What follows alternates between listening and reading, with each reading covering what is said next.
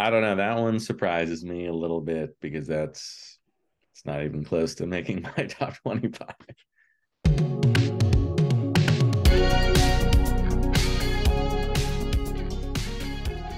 What's up, everybody? Welcome back to Taste Like Music. Jason, Joe, and Kramzer here. And today we are starting our deep dive into another year. This is the third one of these that we've done where we take several months and cram in as many records from a specific year as we can. We've done 72 and we've done 82 for their 50th and 40th anniversaries, respectively. And now we're doing the 25th anniversary of 1998. This, of course, is the first deep dive of a year for which we were alive for. So it'll be interesting to see how our memories impact our opinions of these years. Cram is going to go first. He's going to give us his 25 favorite albums. He will periodically take little breaks, and Joe and I will comment and tell him what a terrible list he has. But here we go. Oh my God, there are so many surprises here. I don't think anyone has ever created as much propaganda or lobbied as hard as Joe has against the year in music of 1998. And not really, you can't really fault him for that. It's a very thin year. I think this is easily, without even really thinking of it, one of the five worst years since 1963 or whatever we consider the beginning. It's rough.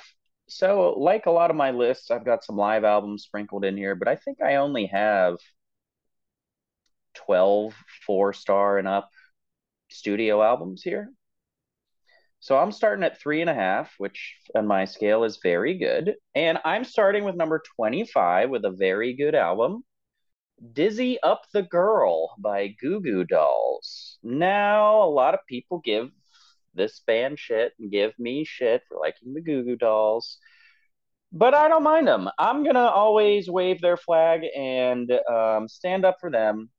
They do big choruses, big hooks. They are cheesy. They are kind of like the arena rock version of, the sensitive boy band with an acoustic guitar kind of thing. But I think for one, they're far better and more interesting musicians. Like they started off as almost like a more punky, like just replacements Green Day mashup kind of band. Obviously, Johnny Resnick wants to be Paul Westerberg with his singing style. And this album just has a lot of really good songs on it. I think they're good songwriters. I like what they do with their acoustic guitar work and that kind of that funky open tuning a lot. This album is no different, much like the one before it from A Boy Named Goo from a few years before this. It's got that soft side acoustic element to it, but really rooted in that arena rock I was talking about. They've got big choruses, big hooks. It almost sounds like these songs are supposed to be big stadium electric stuff, and this album is like the acoustic version of that. But I think that's kind of their charm. They are cheesy and sentimental and, go for young girls and soccer moms and all that. But it almost seems like they are authentic. Like that's just who they are. Like they know they're not much more than that. They know they don't have a lot more depth. The songs on this album are simple, they're catchy, it's good pop rock.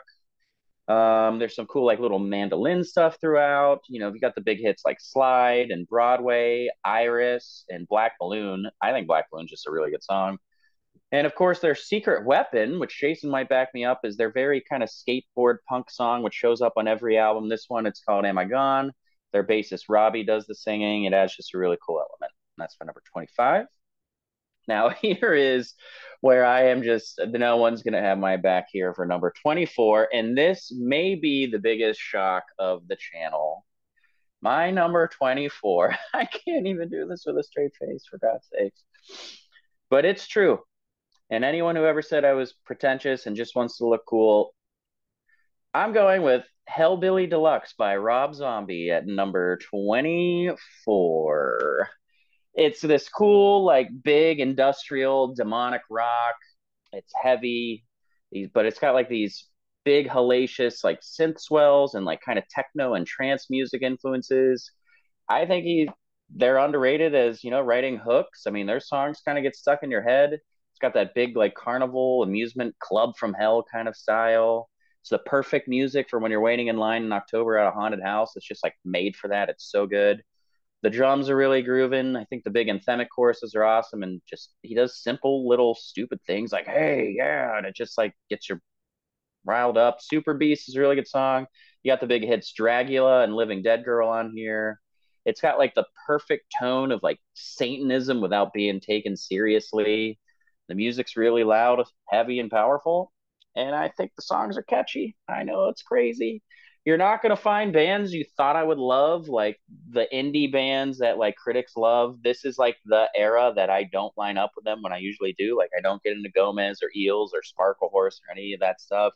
Beck's Mutations is not going to be on here, even though I think all that's fine. It's just I literally like this Rob Zombie album more than all of that. Shoot me.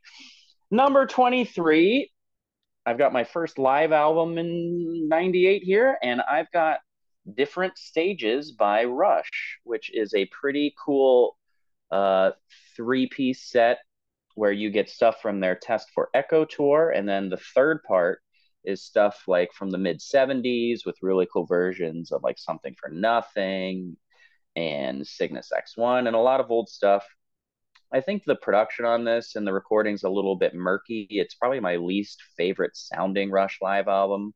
It misses a lot of that bright spot. You can't hear a lot of the details and like the fast little hi-hat work that Neil does. But there's a lot of really cool moments. The live version of Natural Science on this is absolutely splendid. You get really cool versions of songs that don't appear on other Rush albums or Rush live albums, like Stick It Out. Very cool. And there's just a killer part in the Analog Kid. He just rips it, tears through that guitar solo, and his guitar solo on Bravado on this by Alex Lifeson is fantastic as well. Great set list. Number 22, I've got 1,000 Leaves by Sonic Youth. Biggest drawback of this is it's pretty long, 70 plus minutes, and I think that hurts it. But I think very much like Washing Machine from a few years prior, it's pretty good and moves a little bit more towards like a more rounded edge. Wildflower Soul and Sunday are really good songs. I think it's a pretty interesting record for them as far as their composition and musicianship goes. There's a lot of unexpected moments and sequences on the album.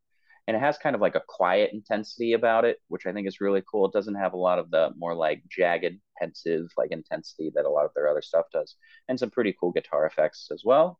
And then number 21, I expect this to be on both of your lists. I think it'll definitely be on Jason's. Pretty sure he mentioned it in the original 98 video. I've got 1965 by Afghan Wigs, one of the more underrated album openers of all time, Something Hot. I think it's super cool. It's my favorite song in the album, but the rest of the album isn't ruined by not living up to it. It's got the whole album has like this really cool like crooked R&B infusion to its like late 90s rock and roll flair. It's very much an album of its time. It's got a lot of punch. There's a lot of creativity into it, which is kind of subtle. Seemingly a lot of Britpop influences because of the time, especially in the drum work and the productions of the drum, especially. I think there's a cool amount of theatrication here with them, where they can kind of be overly sexual and full of innuendo and overly seductive at times. The vocals are really silky, and the songs are just good, kind of harder, catchy rock.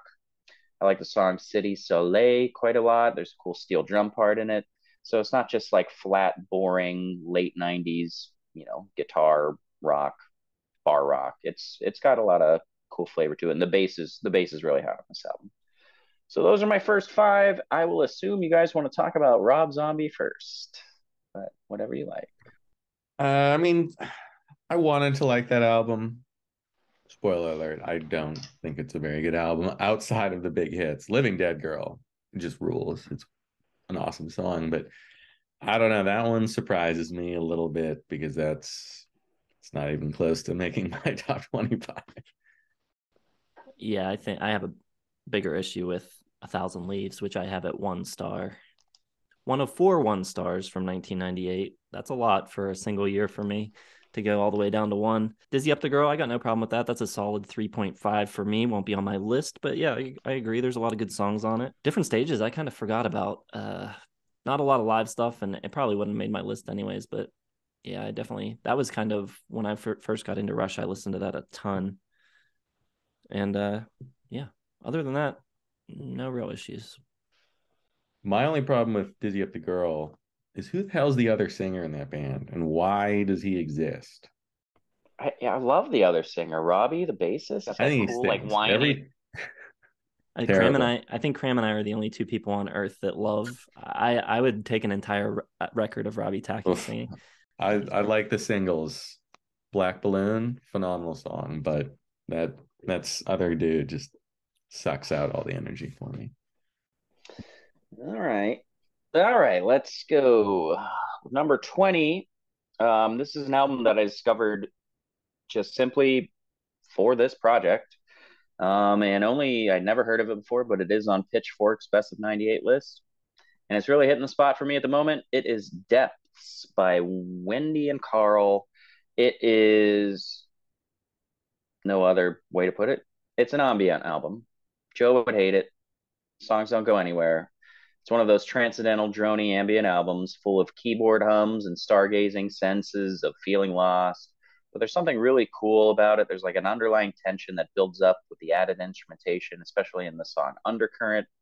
It's one of those albums that is just really lush, gazing canvas that just immerses you. This kind of album like isn't always that impressive, but I think this sort of music holds a spot near and dear to my heart because I think it has the ability to capture a sense of humanity that most albums don't, like confusion and loneliness and uncertainty, but ultimately making it very cathartic and brings you kind of peace. And it kind of feels like this is like an album that like Explosions in the Sky would listen to and be like, well, we can kind of do this, but really rev it up and get very popular. Number 19 for me, Five by Lenny Kravitz. I am obviously the biggest Lenny Kravitz fan of the channel. I like this album a lot. I think it's fun and lively with the funk on the song Live. I love the horns. It's got like kind of sexy club vibes. Black Velveteen, he gets into a little bit new territory here with like some synth dance pop style. And it's just a fun record. Like the song If You Can't Say No rules, a lot of like sexuality on it, very chill, and it's got some soul and R&B. And the album just has a ton of rhythm and groove and just puts you totally into your body. It's very fluid. I think Lenny is a very underrated singer. He's not going to make my singers list, but the more I listen to his stuff, I'm like, hey, he's got a really cool voice and he's a good singer. Oozes confidence. It's got the big hit Fly Away on it. And unfortunately, it also has American Woman, which is the worst song on it, one of the worst covers of all time. Number 18, I've got In an Expression of the Inexpressible by Blonde Redhead, who really I love because of their albums from 2004 and 2007, respectively, Misery is a Butterfly and 23. But this is kind of one of their transitional records, starting to round out their sound a lot on this one. Has their awesome, like chaotic, broken, cuckoo clock kind of eeriness to it. Those baby doll come to life vocals. Songs give you like anxiety in the very best way. It's like Tom Waits' like weird 80s stuff put in a blender with like Sonic Youth or something. That just sounds like a nightmare to Joe. Like he can't handle that. It's very moody, very vulnerable, but then like there's these cool like kind of jabs at their audience where they do these unexpected little snaps of familiarity, like in the song 10, which is just like this detuned rocker off the rails, and out of nowhere they'll just have like these thunderbolt like clap tracks and stuff. It's pretty interesting. Number 17, I have Music Has a Right to Children by Boards of Canada, considered by many to be one of the more influential like electronic albums of all time, which will never be my most favorite.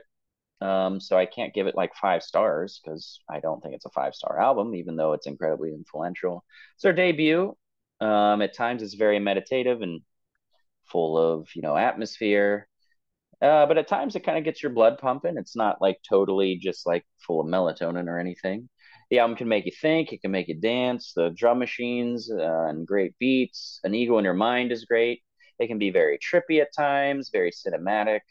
The songs themselves aren't necessarily that memorable, but the feeling of the album is very hard to get rid of once you're done with it. You really sink into it, and I love some of the synth tones on it, especially on a song like Triangles and Rhombus's. And then number 16, the indie folk dream of In the Airplane Over the Sea by Neutral Milk Hotel. It's kind of like really weird psych folk, hugely influential. They say there's some really cool digital like impersonations of real instruments that I like. It gives it like this unique alien-like flair, like indie folk from outer space. The album has like almost like an orchestral or operatic flow to it, opening with like the two parts of the carrot flowers. Almost gives like this weird old world pagan kind of view to it, especially when he's like calling out to like Jesus Christ. It seems like he's kind of mocking the worship of that.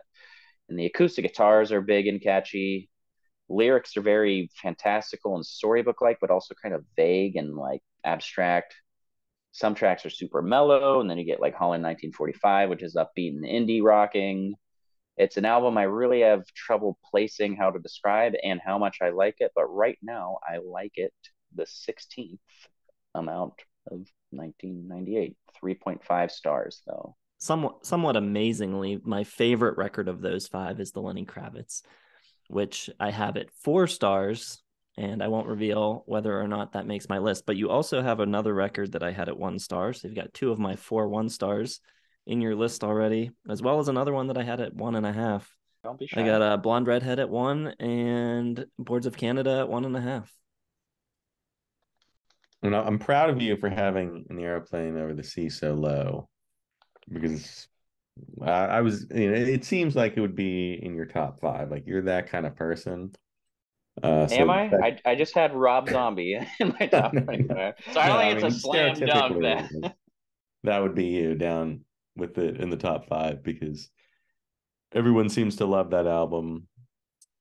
The other ones, I don't know what the hell you guys are thinking with Lenny Kravitz. My band played Fly Away this weekend, and it sucked because that song sucks and that album sucks. Fly Away sucks. That album has got some really good stuff on it, though. Ugh, I do not hear the Lenny Kravitz that you guys hear. We are now in 4-star territory, but I'm starting my number 15 with a live album. I've got Live on Two Legs by Pearl Jam. I like this album a lot because it's got a cool blend of stuff off their more recent releases from like No Code and Yield, but it's very stripped down. Like it's pretty much just singing, guitar, bass, drums. There's nothing else going on. It's just straight up rock and roll show, and that kind of gives you different versions, especially stuff of like 10, which is, has a lot of production quality to it. But when you listen to songs like Black, you really start to really appreciate just how good some of the songwriting on there. Really awesome live version of Given to Fly, but the gem on here is Go.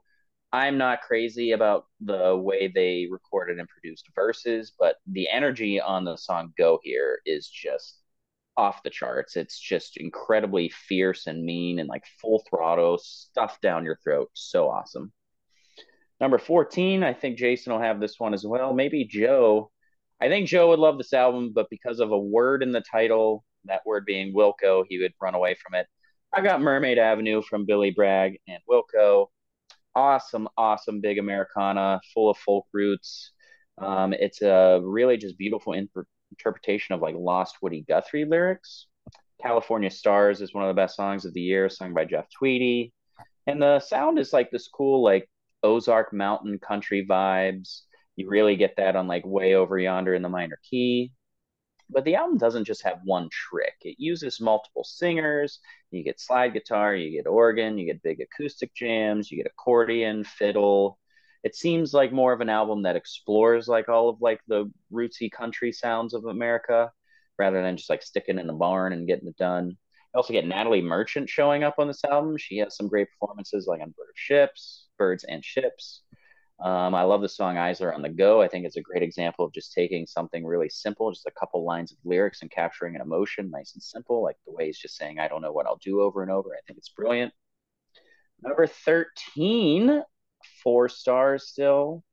This is My Truth, Tell Me Yours by Manic Street Preachers. Really smooth and breezy and catchy at times. I love the song The Everlasting to kick it off. I think James Bradfield is one of the more underrated singers of the 90s. He has this ethereal boy next door or boy next to the cloud kind of quality to it. I think he sounds great on the song I'm Not Working. It's really good Britpop, even though everything I read about it says it's post Britpop. What the hell does that even mean? It's very symphonic and melodic. It's a bit of like no frills, but quality thrills. It's very tender and warm, airy sounding. The album just like really conjures up like freedom and wind blowing. Just great songwriting and a very easy, approachable, likable sound. I love the song "You Stole the Sun from My Heart." I think it's really good. I love the organ work on the intro of "Ready for Drowning," and the drums are very cool on this record as well. "Tsunami" has like this Eastern sitar kind of sound. Just really simply great songs, great hooks, great melodies. And then number 12, uh, album I never knew before, but I really, really love. It's "Deserter" song by Mercury Rev. Jonathan Donahue's vocals all over this album are fantastic. They are strong and delicate. It's a very emotional record, very playful. "Holes" is a beautiful way to open the record. It's just like really gorgeous and has like these just weird little oddities all over that I love. It's a crazy amount of charisma and the right amount of self-indulgence. It's symphonic and ornate. "Tonight It Shows" come out like a Disney theme. Like it's very like whimsical in nature, pseudo dreamlike, full of like these delightful, just almost psychedelic little sweeping hooks. "Endlessly" is a really charming track. The music just almost insists that you smile, listen to it. It's full of imagination and has just a great, easy stream of consciousness. I can't really recall on the album like any guitar or traditional like rock music to it, but it's awesome. There's a song like "Opus 40," certainly like poppy. "Hudson Line" has some really cool sax. It's just a delightful record. And then my number 11, the album that fell the most going back into this deep dive. I think it was in my top five before. I've got at 11. Obviously, I've got live albums in the mix there, but falling down to number 11 is "Moon Pix" by Cat Power, which I still really like. The perennial old soul trapped in a youthful body, and it's got that great grainy, kind of weathered, vibrant voice. The songs are something out of a fever dream. Literally, she claims to be almost entirely conceptualizing this album and writing the songs after a terrible nightmare done in almost one night in the morning after. And I think the nightmare thing kind of comes off and helps the album. She sings with a lot of pain, like she's afraid of her own music, afraid of what she's exploring. You get that kind of rawness to it, that vulnerability. The songs are kind of subversive, but kind of dark and beautiful all at the same time. It's very poetic and lonesome. Feels like you're like reading some prose or poetry, like with a blanket over your head and like a flashlight at 3 a.m. in the morning, like on your floor. And there's like a ghostly illness to it, which I really dig. And the production really kills it at times, like the thunder sound effect and "Say." The songs are very waning but enriching. Best song on the album is "Metal Heart," probably. I love how they doubled her vocals on the album. It just sounds great. Just a bunch of good songs and a just really cool state of mind for that album. Well, I don't know what to say about those. Those are all pretty like stereotypical Kramzer 1998 picks, I feel like. I mean, I I, feel like I listen to all those. I don't I don't think Mermaid Avenue is very good. It's certainly not my favorite from Tweety for this year. Just say that. Do you have a Wilco album that didn't come out this year on your? Oh, I know what you got. All right, never mind. I know what you Come got. on. Yeah, man. I know what you got. Mermaid Avenue is way better than that. Yeah, Mermaid Avenue is the best song in that set, or best album in that set, I think. A couple of the other ones I liked but didn't love. Was pretty let down by Moon Pix. I think that might have been my first time giving that a full listen, and I think I gave it like 2 stars or something like that. wow. I feel like Manic Street Preachers is a band that the Discord and a lot of people in the community really push for. Um, I guess. That's an interesting album from them. Is that the only one you've heard from them? Okay. no, I know them. Okay. Holy Bible's the one everyone loves, right? And then this one's kind of like past their prime, kind of when they start sliding a bit. I think that's kind of the consensus, right? This I was don't know. I after think the one member sort of went crazy and just disappeared. So it's missing a piece, very orchestral, if I remember correctly. you do. Number 10 for me, I've got TNT by Tortoise. Quite a brand here on this album. You get jazz, electronic, krautrock. It's an album with such a cool, unusual style and that post rock kind of vein. Certainly anti pop, full of atmosphere. I really kind of am drawn to that more atmospheric stuff here in late '98. the late 90s. The drum work is really sharp and creative and enhances all of the moments really nice. Eclectic, enchanting guitar work, very subtly done. Nice and simple, very captivating, serene, meditative, full of feeling. I love how the songs very subtly evolve and have like a drowsy boil to them. The grooviness can be great, very danceable at times. I think everything kind of rises to the surface very nice to give it this great texture. I love the bells or xylophone or whatever the hell it is on 10-day interval. Give you that weightless underwater kind of feel, very much in the same vein as 4-day interval. The beat on Almost Always is Nearly Enough is great and trippy. Number 9, big step in a different direction, full of immaculate songwriting and lyrics. I've got The Boy with an Arab Strap by Belle and Sebastian. Just those soft-spoken little storyteller tunes at their finest. I love the characters and the beautiful little delicate melodies that Belle and Sebastian pull off. Could have been a brilliant career is great. I think they're pretty underrated musicianships. They always serve the songs well. I like the way the piano and the bass all line up and get motive together in certain sections. And I don't know about anyone else. I've never read anyone have this comparison, but a lot of their songs I get kind of like vibes from The Who or Pete Townsend, at least in their style of songwriting a little bit, especially when they do some of their more 60s sounding stuff. I can kind of hear that. Spoiler alert, this is not my favorite Belle and Sebastian album, but I think it's a great starting point for anyone that doesn't really know them. Sleep the Clock Round is great. I think the songs are all really memorable. There's just this gorgeous, deep, enjoyable little lo-fi tunes. Isabel sounds great, and is not wicked.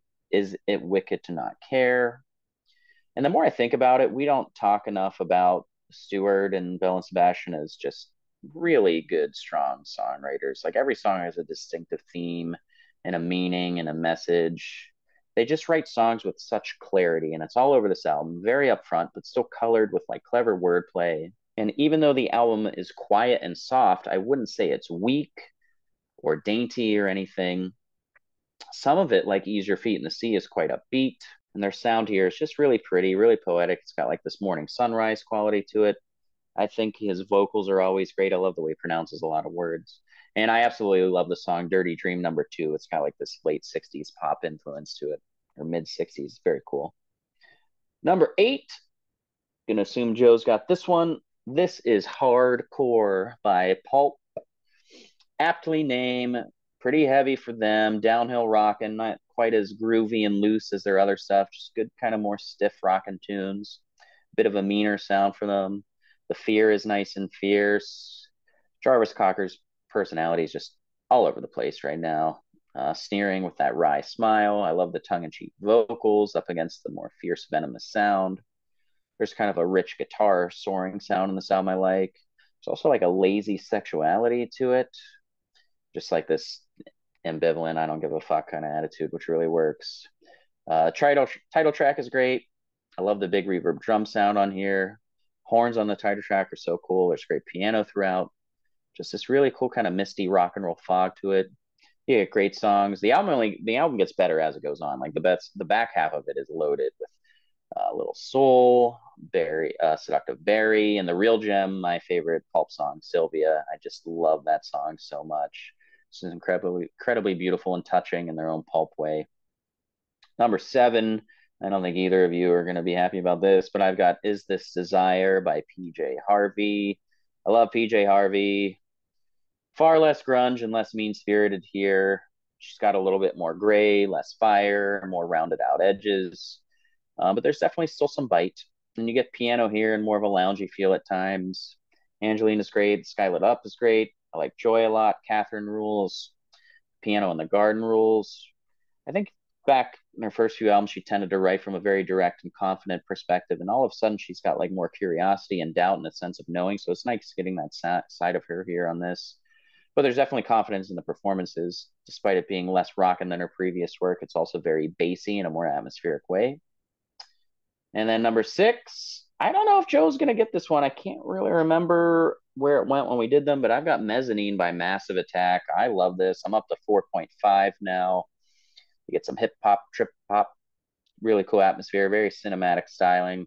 All about the feel here, man, and it puts you in your body. It's very cool, very shadowy, very noirish. I love it. I think it's very cool and keeps all of like this tightly wound anger inside of it just oozing out a little bit. I think at times it sounds a bit demonic and dark in a very non-Rob Zombie kind of way, a bit more authentic, like cartoonish way. It can be hypnotic, got like these cyber noir vibes. There's really cool texture and everything is created with so much detail. Just a great vision for the mood of all of the songs. It's got this futuristic paranoia. You get really cool drum machines and loops up against live drum work. Just kind of conjures up feelings of like feeling isolated and ostracized, walking around with like a hoodie and a society that rejects you. Very plotting feel to it. Teardrop and inertia creeps fantastic. There's like this sense of truth and like ancient realization underlying through it. And of course, don't worry, I'm going to mention Elizabeth Fraser doing some fantastic vocal work on this album, having that perfect dark angel kind of quality to everything. I don't really have any complaints about that five. It's fine. Pulp's a good one. Mezzanine, it's an interesting one. I don't know. It might make my list. We'll see. The other ones, PJ Harvey, like I don't hate that PJ Harvey. Like it's the difference between that and like A Thousand Leaves is so huge. I mean, Thousand Leaves is a zero, and PJ Harvey is like three, close to three and a half. Some good songs on there. So yeah, it's fine. We are surprisingly miles apart. We have hardly any overlap so far. I think there's a few on the board in your top five that'll up the number of albums in common for us, but as it stands right now, it is a very low number. Well, for sure. Like I'm going for a lot more of like the more moody mystique, full of atmosphere, and Jason's gonna have Sunvolt and Eels, and like this is kind of where all country takes off, and like that's where he's gonna be. I mean, and Joe, we have no idea what the hell Joe is gonna do My because list is just Dave Matthews won it all for Joe, so we don't know what the hell is going on. All right, let's do my top five. Any guesses, gentlemen? I'm sure you can guess them. are they just the same as they were last time? I mean, there's a few that, I mean, do you want me to spoil your big reveals? I mean, you're going to have Yield and XO and Adore, I would imagine. I don't remember what else you had originally. All right. I do have XO. It's my number five, Elliott Smith. Love the opener, Sweet Adeline. It's got an even bigger sound now, more polished. The vocals aren't quite as quiet or soft.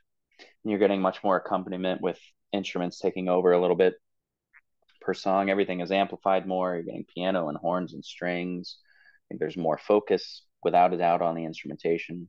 Writing's still really good. Maybe a bit perkier for him.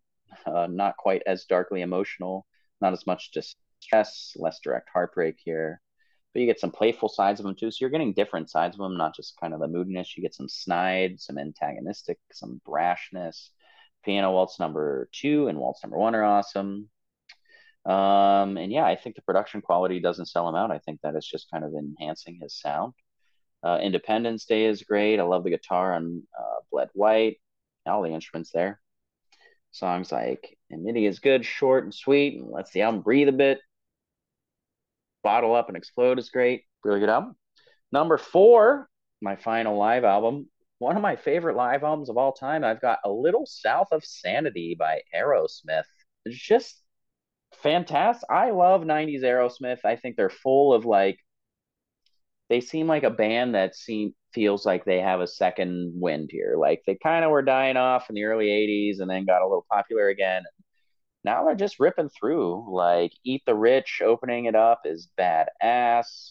There's really cool live versions of Love's an Elevator. They do a lot of newer stuff, and then the back half has like a bunch of classics. Yeah, Steven Tyler, you get a good sense on the recording of just Steven Tyler's live presence here. I love the way he addresses the crowd. Like, you like the new shit, you like the old shit. Where the hell were you guys in '78? And like all this stuff. And I love it.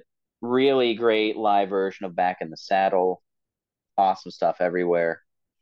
Number three, top three, and yeah, no surprises here. I've got Adore by Smashing Pumpkins.